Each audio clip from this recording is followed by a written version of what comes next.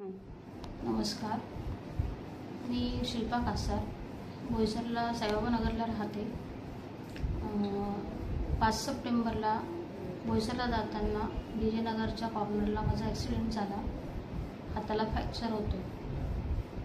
मला रिलीफ हॉस्पिटलला ॲडमिट केलं.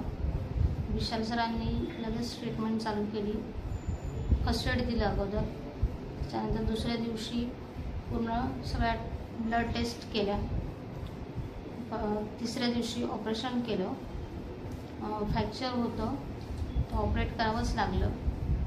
आणि सगळी काही लॅब फॅसिलिटी वगैरे सगळी व्यवस्थित दिली. तिथला सगळा स्टाफ चांगला आहे, डॉक्टर्स चांगले आहेत, त्याला सिस्टर्स चांगले आहेत आणि सगळ्यांनी माझी खूप केअर घेतली, खूप मला हेल्प केलं. त्याबद्दल मी सर्वांचे खूप खूप आभार मानते.